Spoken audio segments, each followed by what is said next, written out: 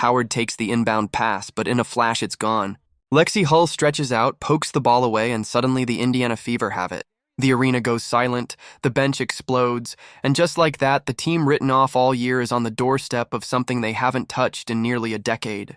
One steal, one moment, and with it, the Fever punched their ticket to the semifinals. Call it what it was, a gut check. A winner-go-home crucible where excuses had no place. 6 players were sidelined. Frustration from officiating controversies hung over their heads, and every possession was laced with pressure. Yet Indiana walked into Game 3 with no fear, and when the final buzzer sounded, they walked out as semifinalists for the first time since 2015. Kelsey Mitchell carried the attack, Aaliyah Boston anchored the paint, and Lexie Hull delivered the defining play of her life. The question now isn't just about the win. It's about whether this was a one-time spark or the moment that cements the Fever as a team ready to rise for years to come. The weight of history made this game more than a matchup against the Atlanta Dream. Nearly 10 years had passed since Indiana won a playoff series. That drought didn't just exist on paper. It loomed over every roster, every coach, and every fan who walked into Gainbridge Fieldhouse season after season hoping for revival. The last time they advanced this far, Tamika Catchings was still the soul of the franchise. Natasha Howard was at the very beginning of her career, and Stephanie White was in her first stint as head coach. That was 2015. The league has changed, stars have rotated in and out, but the Fever had remained stuck in the shadows. Until now.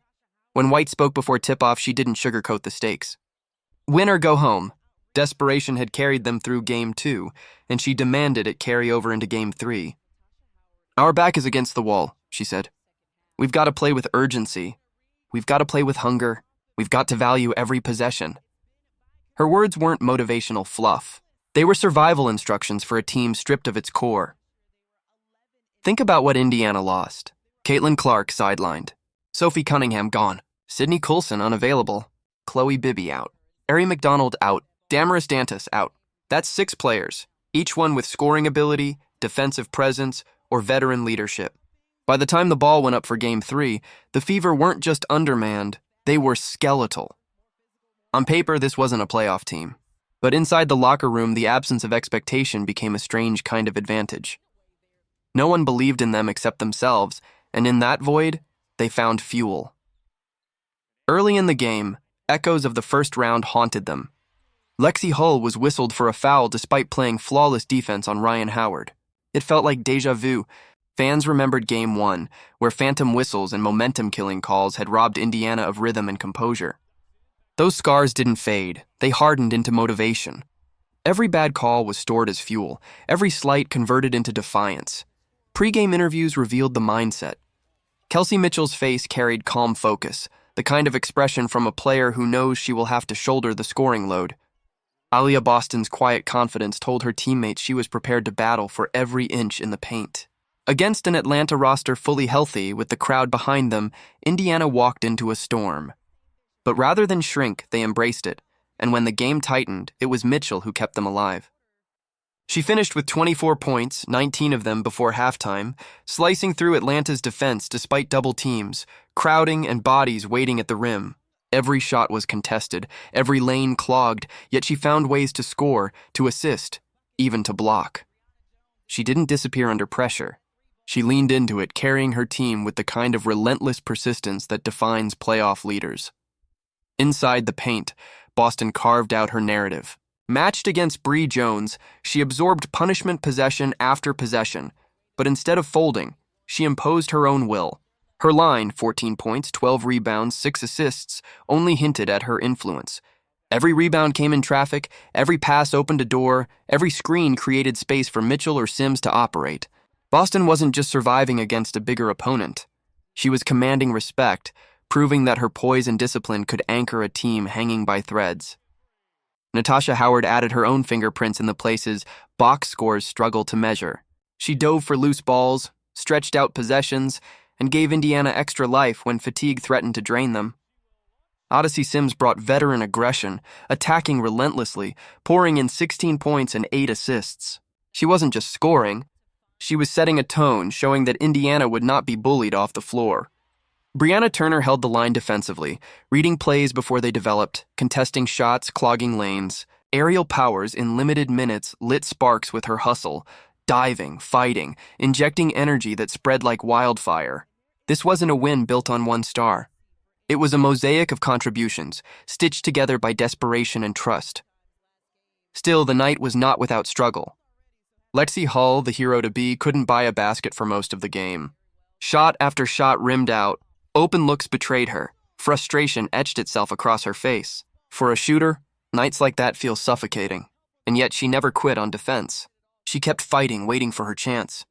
And when the moment came, she delivered. With under 30 seconds left, Mitchell slashed to the hoop for a layup, cutting the deficit. On the next possession, the ball swung around, and Hull found herself open behind the arc. All night the rim had been cruel, but this time her shot fell. The net snapped, and suddenly Indiana had life.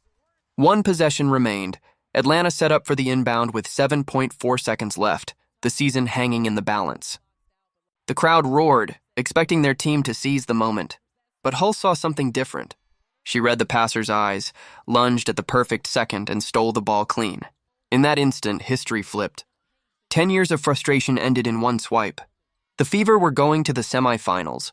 Odyssey Sims sealed it with a free throw, but the steal was the exclamation point. Hull, who had endured a miserable shooting night, turned it into the defining play of her career. That's the essence of this Fever team. Struggle doesn't erase value. Frustration doesn't erase fight. When the moment comes, you rise. The locker room afterward told the story. Kelsey Mitchell hugging teammates with joy and relief etched into her face.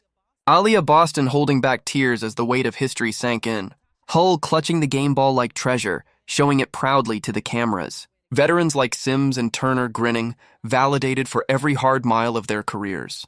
And even Caitlin Clark, sidelined in street clothes, was there in spirit, shouting, waving towels, and posting in all caps afterward, "Fever show." It wasn't just celebration. It was family. Stephanie White's voice echoed through the huddle after the game. Pride mixed with resolve. It doesn't matter the circumstance. It doesn't matter the score. It doesn't matter the time. You always put your best foot forward. You always get to the next play. And it's always someone different. Her words framed what made this team special. They weren't relying on one savior. They were relying on each other. But reality sets in quickly.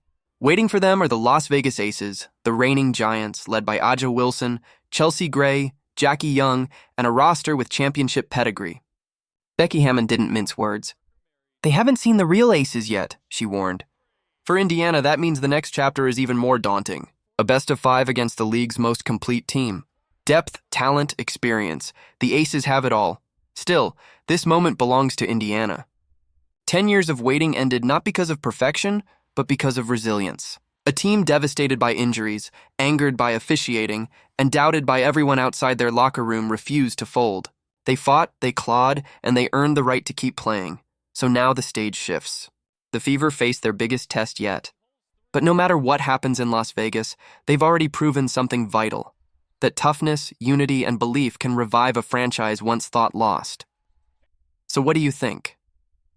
Was this just a magical run fueled by desperation, or the birth of a new era for the Indiana Fever? Drop your thoughts below. Let us know how proud you are of this team, and don't forget to like, subscribe, and turn on all notifications so you never miss the next chapter. Because the Fever aren't finished yet.